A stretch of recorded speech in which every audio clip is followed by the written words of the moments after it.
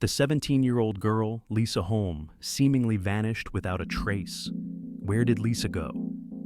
On June 7, 2015, Lisa Holm had just graduated from high school and started working at a café in Blomberg, Sweden. A video was posted on YouTube showing her leaving her motorcycle with the key still in the ignition. The police conducted a thorough search of the surrounding area, but no clues about her whereabouts were found. Nearly 1,000 people from across Sweden gathered to help search for the missing girl. The search led police to a nearby old storage shed, where they discovered some of Lisa's belongings.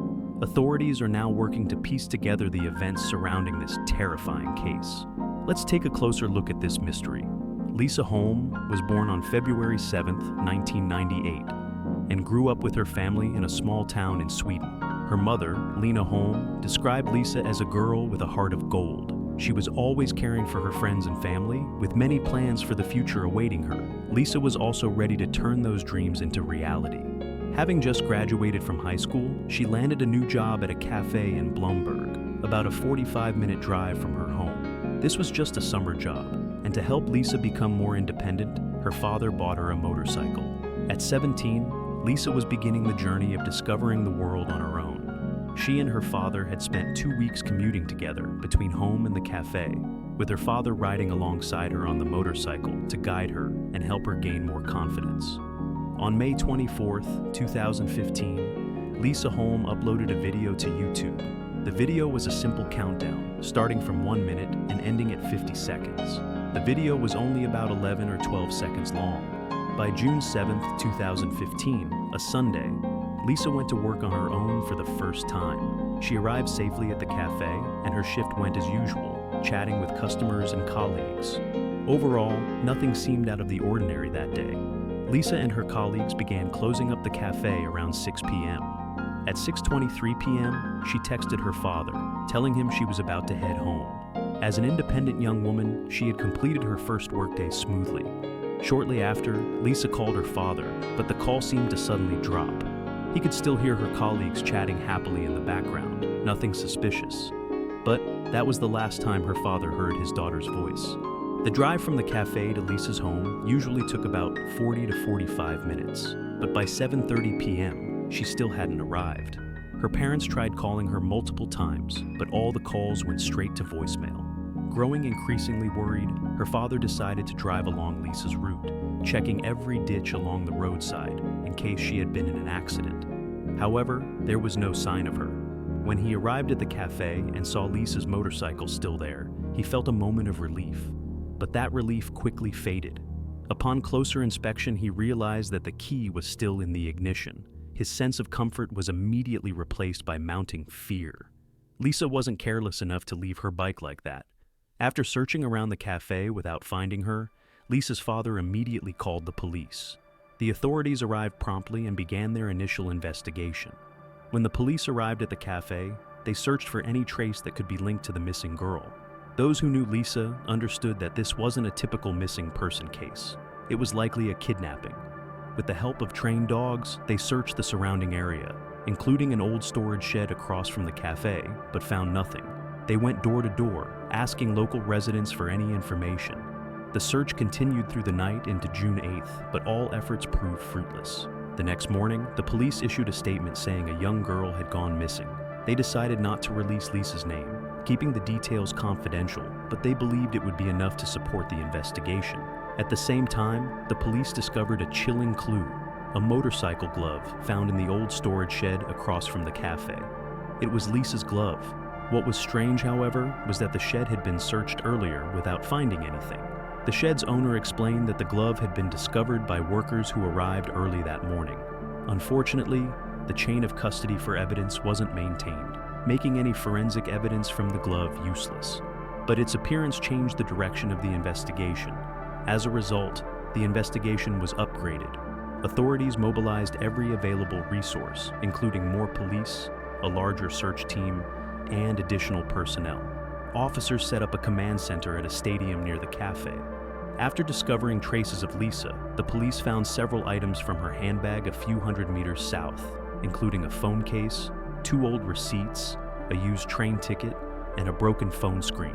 These items were confirmed by Lisa's parents as belonging to her. They were found on a small gravel path.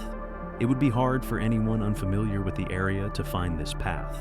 The broken phone screen only reinforced the police's worst fears. In their initial investigation, they attempted to trace Lisa's whereabouts through her phone signal, but when they tried to locate her phone on the day she went missing, they couldn't gather any additional information. The last time her phone had been active was at the café, but after that, there was no signal, suggesting that she may have been forced to turn it off. Or worse, her phone was taken and destroyed. When the broken phone screen was discovered, the situation grew even darker. Despite questioning her family, friends, and 2 colleagues, no new leads emerged. Lisa was just a normal 17-year-old girl from a small town, and there was no apparent reason for anyone to harm her. The following day, June 9th, more evidence was discovered.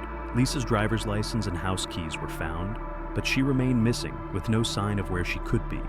The search team ruled out the possibility that she was underground, scouring buildings and fields in hopes of finding any clue to help pinpoint her location. But as time passed, the chance of finding Lisa alive grew slimmer.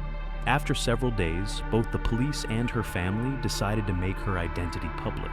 On June 10th, after a press conference, about 1,000 volunteers from across Sweden joined the search. The search for Lisa became one of the largest operations in Sweden's history. With the increase in manpower, the team returned to search the areas they had already checked. One of those places was the old storage shed. During the second search there, investigators found an earring belonging to Lisa near the entrance. The police began a thorough investigation of the shed, bringing in forensic experts. They discovered some biological material, specifically human feces. It was believed to be from Lisa's abductor. Due to the biological characteristics of humans, some individuals may lose control over their bodily functions in stressful situations. This suggested that for Lisa's kidnapper, the case might have been some kind of sick thrill. At the same time, the search radius expanded to a 5-kilometer area north of the café, including nearby farms and residential areas. The search team arrived at a place called the Martorp Farm. 2 men arrived in a car, claiming that the farm had already been searched and advising against wasting time there. However, their appearance raised suspicions among the volunteers, so they reported it to the police. When law enforcement arrived, they continued their search and quickly found Lisa's helmet, jacket, and headphones. Nearby, under branches and dry leaves, they found an old wooden cart that appeared recently used, with tall grass around it, trampled or knocked down. Upon entering, a strong stench of decay filled the air. Inside, there was a bench and lockers, resembling an old changing room. Aside from a locker filled with old clothes, the other lockers were all locked. They proceeded to open each locker, but found nothing. Continuing their examination of the locker full of clothes, they realized that what they saw wasn't just clothing. Instead, they discovered Lisa crammed inside, no longer breathing, wearing only part of her clothing. Her neck was tied with a rope, and her mouth and nose were sealed with tape. On June 12th, police raided a house on the farm. They arrested a 25-year-old man named Everis, along with his wife and his brother, Narod Bladshus. The 2 brothers worked at the farm and the storage shed next to the cafe. Their house was located right on the gravel road, where Lisa's belongings had been discarded between the farm and the shed. All 3 denied any involvement in Lisa's case and could not provide alibis for each other. Due to criticism of the police investigation for not being thorough enough, pressure continued to mount, and the storage shed was searched again. This shed was not only a large space, but also had several rooms, including an office and a storage area. The office had a large window from which one could clearly observe the activity at the cafe. Anyone there could see the young staff coming and going to serve customers. Inside the office, they found evidence of sexual gratification. On the walls were samples, and after DNA testing, they were confirmed to match Narod. Cafe colleagues later recalled seeing the 2 brothers staring through the window. In the storage area, a piece of rope was found, hanging from a protruding pipe in the wall. This was likely the place where Lisa took her last breath. The police are now piecing together the horrific chain of events. Narod may have intercepted Lisa as she was riding her motorcycle and made her stop. It's likely he abducted her and dragged her into the storage shed. To silence her, he taped her mouth shut. Then he hung her from a pipe in the storage area. The attack appears to have been sexually motivated, although the autopsy confirmed that Lisa was not raped. His DNA was found on her clothing and throughout the shed. Investigators believe that as Lisa gradually lost her life, Nerod became aroused and satisfied himself. He then transported her body to the cart at the farm, stuffed her into a locker, and discarded her belongings along the way. This was an unprovoked attack. Ultimately, Nerod confessed to the truth. He admitted to asking his brother to provide him with an alibi, and his brother agreed. Now, the police had everything in their hands. The crime scene revealed Nerod's DNA on Lisa's clothing, and he had no alibi. Do you remember the countdown video I mentioned earlier in the video? It went viral when Lisa went missing. The online community began adding elements to the story. The video's title was 13, matching the 14-day gap between the date the video was posted and the date Lisa went missing, and the channel name was clearly Lisa Holm. Many speculated that this pointed to the case being planned in advance. Whether it was planned or not had a significant impact on the charges and the sentence the defendant could face. The police investigated the video's origin, but found it was just a prank.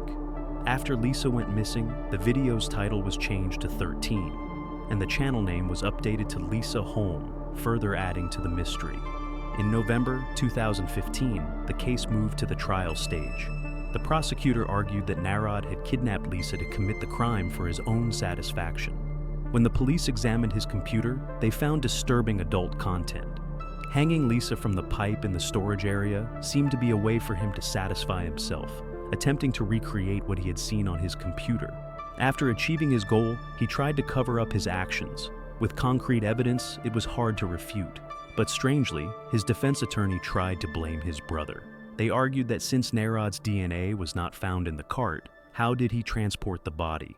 This was a strong point, but fortunately, it couldn't stand against the overwhelming evidence against him. Nerod denied ever meeting Lisa. On November 17, 2015, the jury delivered its verdict.